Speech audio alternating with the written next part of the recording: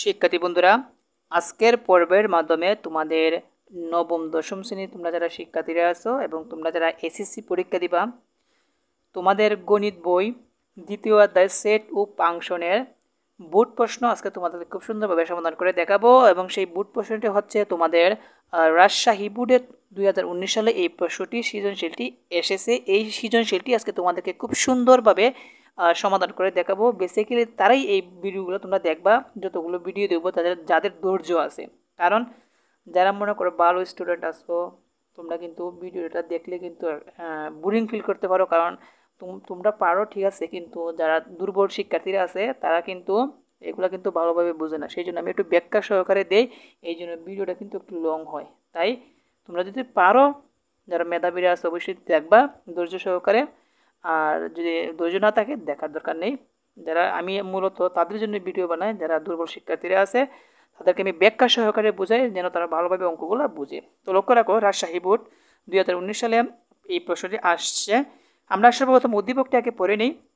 দেখো এখানে a সমান 247, b সমান x belongs two z such that -2 less than or equal x less than or equal to, এবং s সমান x, y such that x belongs two b, y belongs to b এবং y -2 x সমান 0। প্রথম প্রশ্ন বলা হয়েছে কর মধ্যে। দেখো ক প্রশ্নের মধ্যে বলা হয়েছে সি সমান X belongs to N such that X square -9 সমান 0 সেটটিকে তালিকা পদ্ধতিতে প্রকাশ করো। তো দেখো, যেহেতু এটাকে আমরা তালিকা পদ্ধতিতে প্রকাশ করবো সেই জন্য লিখবো, দেওয়া আছে সি সমান, আমরা এই সেটটি আগে লিখে নিব। তো দেখো আমি এখন লিখবো। তো আরেকটা কথা বলে দিই, এখানে কিন্তু ক আর খ প্রশ্ন লিখছি, গ প্রশ্ন কিন্তু আছে, আমি একটু করে তোমাদের গ প্রশ্ন লিখে দিব। আর প্রশ্নটি তুলতে আমাদের স্মরণ নেই, ঠিক আছে।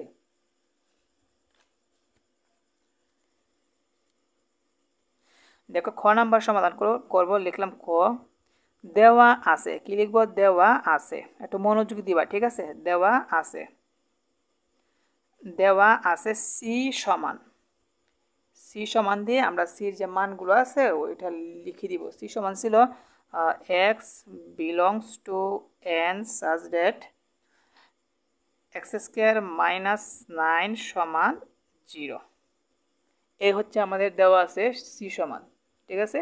তো এটাকে যেহেতু আমরা তালিকা পদ্ধতিতে প্রকাশ করব, সেই জন্য একটা শর্ত দেওয়া আছে। দেখো x belongs to N, N মানে স্বাভাবিক সংখ্যা, এক্স স্কোয়ার -9 সমান 0, এই হচ্ছে আমাদের শর্ত। এটা আমরা লিখবো এখানে, এখানে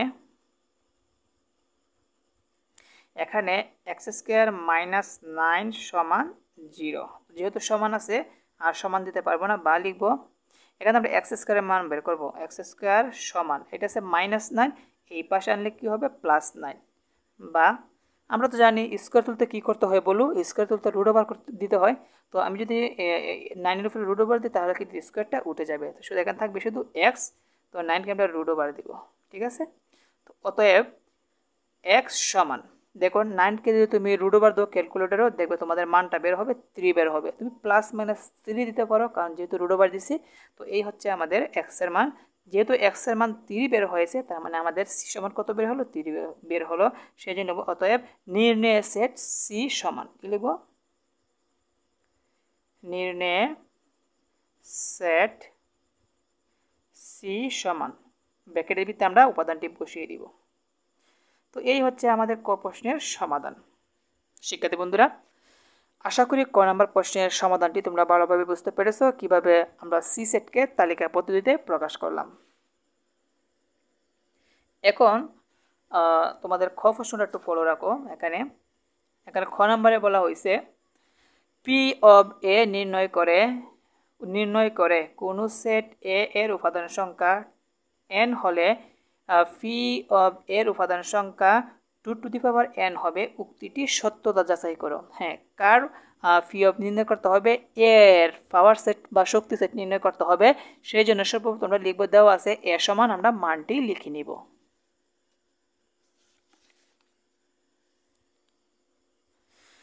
দেখো শিক্ষার্থী বন্ধুরা, আমরা লিখলাম খ নাম্বার, দেওয়া আছে, কি লিখব, দেওয়া আছে, দেওয়া আছে এ সমান, এ সমান হচ্ছে 247, তো লিখব 247। তো এ এর পাওয়ার সেট বের করতে হবে, সেই জন্য লিখব অতএব ফি অব এ সমান, দেখো ফি অব এ মানে এর যে উপাদানগুলো আছে তার শক্তি সেট বের করতে হবে। তো এ মানে কি, আমরা এ মানে জানি, এর উপাদানগুলো লিখব 247। তো শক্তি সেট একটা লিখলাম। তো শক্তি সেটের নিয়মটা হচ্ছে, এখানে লক্ষ্য রাখো, প্রথম যে 2 আছে এই 2 দ্বারা একবার 4কে একবার 7কে লিখবো, ঠিক আছে। তো দেখো 2 দ্বারা প্রথম 4কে, তো তাহলে হবে 24, তারপর 2 দ্বারা আবার কাকে 7কে, তাহলে হবে 27।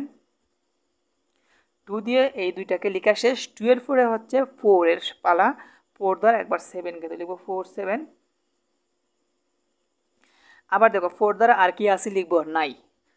এখন কাজ হচ্ছে উপাদান যেহেতু 3টা, এখন একটা একটা করে লিখবো। কয়টা করে লিখবো, একটা একটা করে। প্রথম লিখবো 2, তারপর 4, তারপর 7, তো লিখলাম 2, তারপর 4, তারপরে হচ্ছে 7, এবং লাস্টে শক্তি সেটের কী দিতে হয়, একটা ফাঁকা সেট দিতে হয়। কী দিতে হয়, ফাঁকা সেট, এবং প্রথমে একটা দ্বিতীয় ব্র্যাকেট, লাস্টে একটা দ্বিতীয় ব্র্যাকেট। বুঝতে পেরেছো?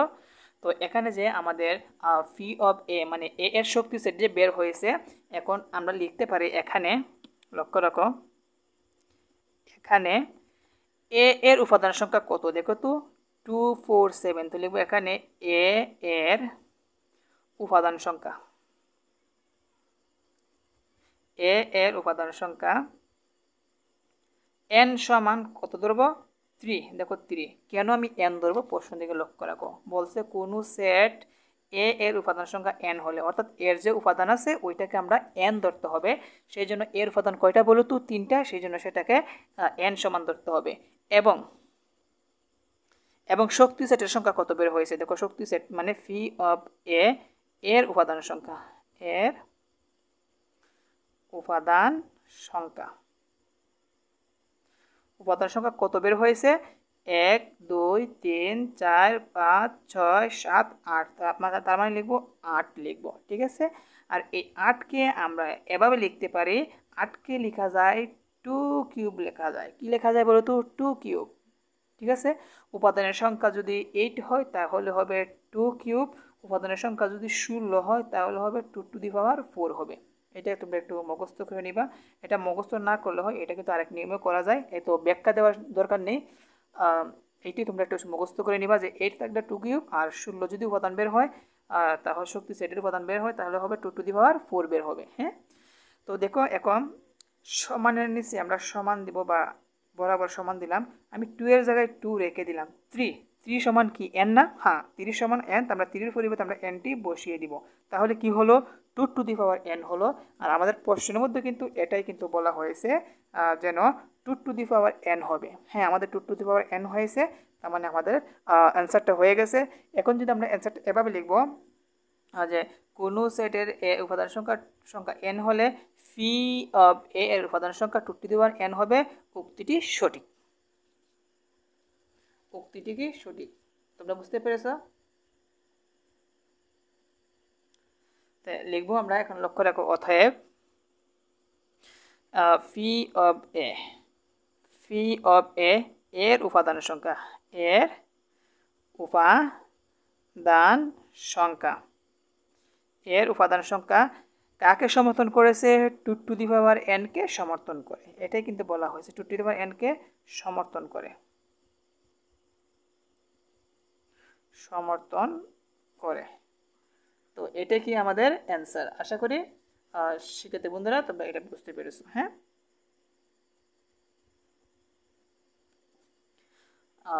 তার পরবর্তী প্রশ্ন হচ্ছে, তোমাদের আমি স্ক্রিনে দিয়ে দিব প্রশ্নটা, যেহেতু আমি এখানে প্রশ্নটা লিখি নাই। পরবর্তী প্রশ্নটা হচ্ছে, আমি একটু পড়ি। পরবর্তী প্রশ্ন বলা হয়েছে, এস অন্যয়কে তালিকা পদ্ধতিতে প্রকাশ করে এর ডোমেন নির্ণয় করো। দেখো এখানে যে এস আছে, এই এসকে তোমরা তালিকা পদ্ধতিতে প্রকাশ করতে হবে, তারপর ডোমেন নির্ণয় করতে হবে। তো আসলে আমাদের কাজ কি, এই এসকে আমরা তালিকা পদ্ধতিতে প্রকাশ করব, সেই জন্য লিখব, দেওয়া আছে এস সমান, আমরা এই সেটটি লিখে নিব, এবং এই এসের ভিতরে আরেকটা সেট আছে, দেখো বি। হ্যাঁ, তার মানে আবার লিখব, এবং বি সমান, এখানে যে বি সমান যে গঠন পদ্ধতি আছে এটা আমরা লিখে নিব। হ্যাঁ, একটু মনোযোগ দিবা।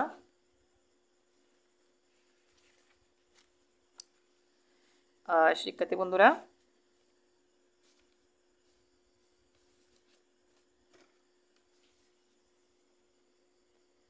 লক্ষ্য রাখো, গ নাম্বার লিখব। দেওয়া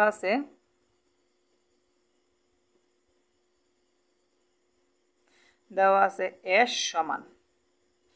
সমান ছিল X comma Y such that X belongs to B comma Y belongs to B এবং 2x এবং ওয়াই মাইনাস 2x কি ওয়াই মাইনাস 2x সরি এটা না ওয়াই মাইনাস 2x সমান 0 এবং যেহেতু এসের ভিতরে আরেকটা সেট আছে কি বি আছে তাহলে এবং বি সমানও কিন্তু একটা গঠন পদ্ধতি ছিল। এই গঠন পদ্ধতিটি আমরা লিখব। বি সমান ছিল হচ্ছে X belongs to Z such that তারপর মাইনাস 2 অপেক্ষায় ছোট বা সমান কি হবে এক্স এর মান, আবার এই 2 অপেক্ষায় লক্ষ্য রাখো 2 অপেক্ষায় ছোট হবে এক্স এর মানটা হবে। এই হচ্ছে আমাদের বি এর গঠন পদ্ধতি। তো আমরা যে কাজটি করব বি কে আগে সর্বত আমরা তালিকা পদ্ধতিতে প্রকাশ করে নিব। তো এই মানটা দ্বারা আমাদেরকে কি বোঝানো হয়েছে ওইটা কিন্তু আমাদের কিন্তু ভালোভাবে বুঝতে হবে। এখানে বোঝানো হয়েছে যে এক্স এর যে মানটা হবে পূর্ণ সংখ্যা, জেড মানে কি পূর্ণ সংখ্যা, আমরা তো পূর্ণ সংখ্যা জানি প্লাস এবং মাইনাস মধ্যখানে থাকবে 0, শূন্য সহ সকল ধনাত্মক এবং ঋণাত্মক সংখ্যাগুলোকে পূর্ণ সংখ্যা বলা হয়। আর এই পূর্ণ সংখ্যাগুলো হবে -2 অপেক্ষা এদিকে চিহ্ন মানে এক্স বড় অথবা সমান, তার মানে -2 সহ উত্তরটা হবে -2 থেকে বড় অথবা সমান, এদিকে চিহ্ন মানে 2 অপেক্ষায় এক্স এর মানটা ছোট বা সমান হবে। তার মানে আমরা লিখতে পারি, আমরা -2 কিন্তু আমরা লিখতে পারবো। তো লিখবো -2 -1 মধ্যখানে থাকবে 0 +2 অপেক্ষা ছোট বা সমান, তার মানে +2 পর্যন্ত লিখতে হবে 1 2। এই হচ্ছে আমাদের বি এর তালিকা পদ্ধতি। যেহেতু এসকে আমাদের তালিকা পদ্ধতিতে প্রকাশ করতে হবে সেই জন্য লিখব এস এর বর্ণিত শর্ত হতে পাই। লিখব এস এর বর্ণিত শর্ত হতে পাই। শর্তটা আমরা লিখব। শর্ত সবসময় মনে রাখবা যে এবংকের শেষে থাকবে ওয়াই মাইনাস 2x ইকুয়াল 0। তো লিখব ওয়াই মাইনাস 2x ইকুয়াল 0। তো এখান থেকে আমাদের ওয়াই এর মান বের করতে হবে, মানে বাম দিকে ওয়াই রেখে বাকি যা থাকবে সব ডান দিকে পাঠিয়ে দিতে হবে। সমান আছে তো লিখব ভা। তো দেখো এখানে ওয়াই আছে, রেখে দিলাম ওয়াই সমান 2x আছে, এখানে মাইনাস কিন্তু এই পাশে আনলে কি হবে প্লাস হয়ে যাবে, কিন্তু এখানে মনে মনে কিন্তু প্লাস আছে, প্লাস চিহ্ন দিতে হয় না। আর 0 তো মানিনি, তার সেই জন্য 0 বসালাম না। এই হচ্ছে ওয়াই সমান 2x। এখন লিখবো যেভাবে আমি বলতেছি বাকি যে অন্য থাকবে ডোমেন রেঞ্জ নির্ণয় করার জন্য সবগুলো কিন্তু ওইভাবেই কিন্তু হবে। তোমরা কি বুঝতে পেরেছো? এখন দেখো লিখবো, এখন কি লিখবো, এখন প্রত্যেক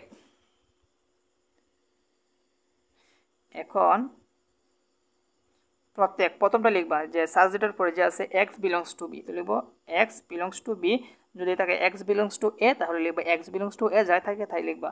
এখন প্রত্যেক x belongs to A x belongs to B এর জন্য এখানে যে y সমান যে বের করবা এটা লিখবা y সমান 2x এর মান নির্ণয় করি।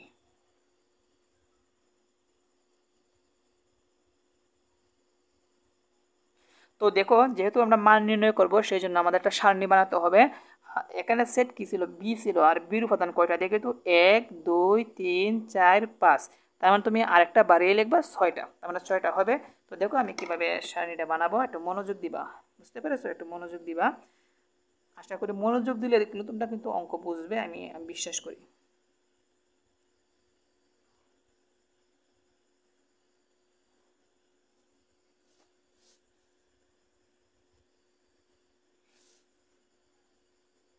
কয়টা হবে 6টা, তার মানে আমি আগে সিরিয়াল দিয়ে দিই 1 2 3 4 5 6।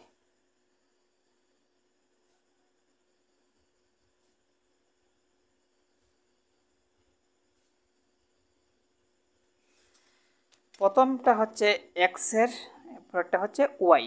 তো এখন মনোযোগ দিবা, একটু লক্ষ্য রাখো, এখানে এক্সের যে গড়গুলো আছে ওইগুলাতে আমরা বি সমান যে আছে বি বি বি বি এর উপাদানগুলো এখানে বসিয়ে দিব। কি আছে -2, তারপর -1, তারপর 0, তারপর 1, তারপর 2।